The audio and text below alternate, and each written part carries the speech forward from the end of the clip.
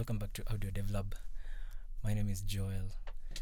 If you're watching this, please subscribe to this channel for more educational content on audio DSP and real-time audio programming. If you're new here and you want to build audio software that runs on real devices, processes real sound, and does it without dropping a single sample, then this channel is for you. We are going to do it together until we are able to ship our first applications together. If you're a software engineer who knows C++, maybe not every corner of C++ 20, for example, or C++ 17, but you know your way around pointers, templates, and the standard library. You might be writing maybe mobile apps in Swift or Kotlin, or you want to understand what happens to audio data below the API surface. Maybe you might be an embedded systems engineer who wants to bring your DSP knowledge to phones and desktops. You might be a computer science student who has taken signals and systems course and now wants to build something real with that math. Wherever you're coming from, the destination is the same. By the end of all these series, all these tutorials, all these videos I'm going to do, you'll be able to architect, implement, optimize, and ship real-time audio systems on every major platform. So I want to be specific about what ship means, because vague promises are actually worthless. Here are the 6 applications. So as you can see, we are going to build 6 complete apps in 5 phases and 10 plus platforms and APIs, and we are not going to use JUCE. I'll talk about that in a few. So let's start with the first, the 6 complete apps we are going to develop. So the first one, we are going to build our first cross-platform guitar tuner. So we will implement a YIN pitch detection algorithm and the harmonic product spectrum method in C++. Then build a confidence-gated median smoother to stabilize the output. Then wire it up to the complete front ends. One in Swift and with Swift UI, of course, and AV audio engine for iOS. And one in Kotlin with Jetpack Compose and Oboe for Android. Then the C++ DSP core is shared. The platform code is native. The tuner will detect the pitch within 1% of accuracy on live microphone inputs. The second application we are going to develop, we can call it Forge. I've just called it Forge.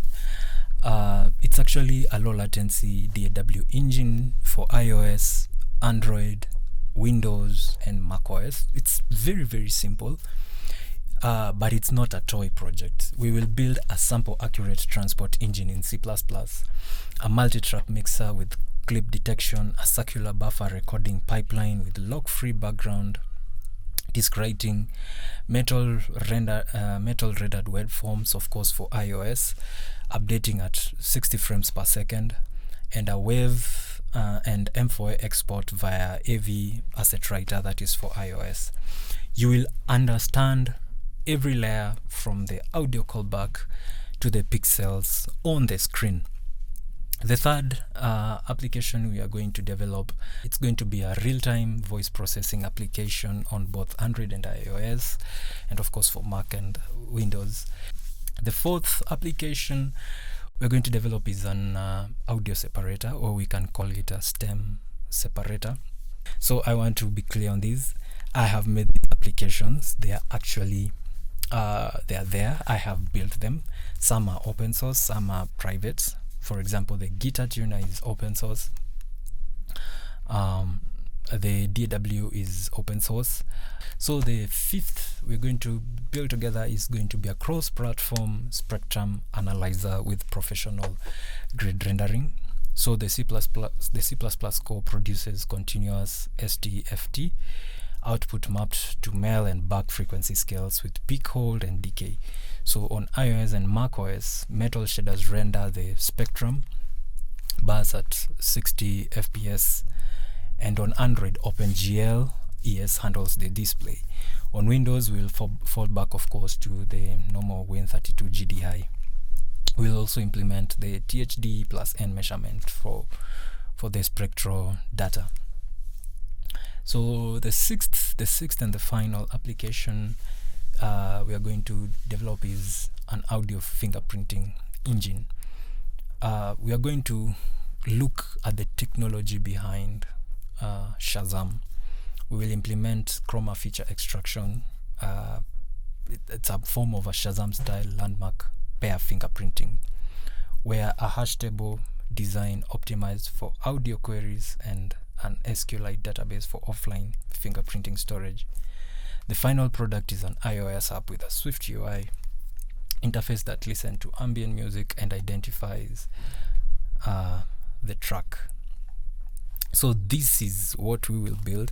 This is not theoretical exercise, not code snippets that compile in isolation but have no purpose.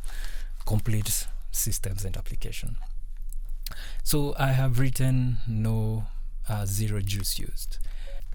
I need to address the elephant in the room because if you have spent any time in the audio development community, you have heard of JUCE framework. And I know there are JUCE developers who are watching this video. JUCE is a C++ framework that provides cross-platform audio input-output, a plugin hosting system, a GUI toolkit, and a set of DSP utilities. So many professional audio products are built with it.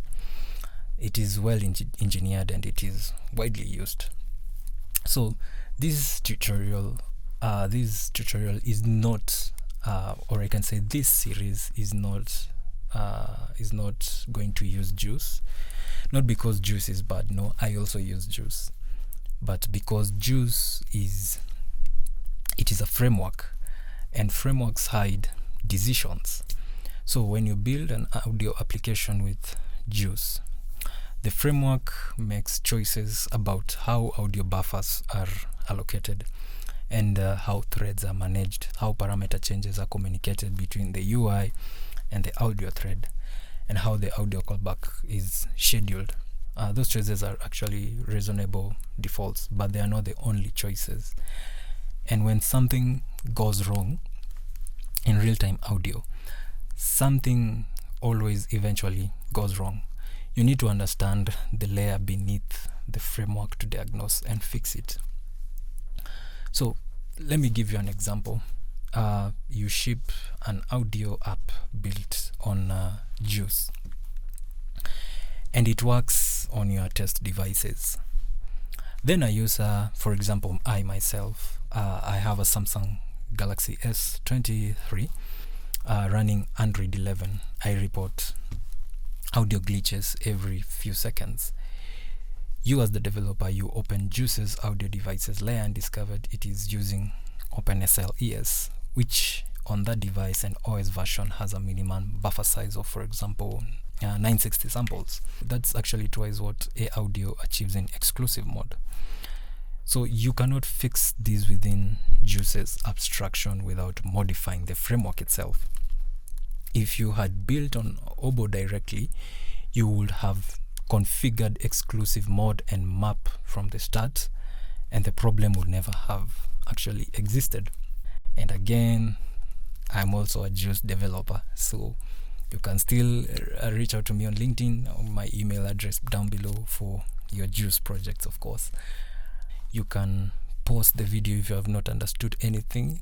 You go back because it is self-paced. Reread, re-watch, understand the concept, and copy the code directly into your editor. Let me walk you through the setup of your development environment on every platform. On macOS, you'll need Xcode 15 or later with the command line tools installed. You'll need to install CMake through Homebrew, of course. Install Conan. This is our C++ package manager, and it handles port audio, KISS FFT. You remember I talked about port audio in the previous first videos. So it actually handles, the Conan actually handles, it's the package manager that handles the port audio, KISS FFT, the lib pulse, and other dependencies automatically for us. Finally, you need to install port audio directly with brew install port audio. In the previous video, I had talked about port audio, how to install it and everything. On Windows, you'll need to install Visual Studio 2022 with the development, the desktop development environment with C++ selected.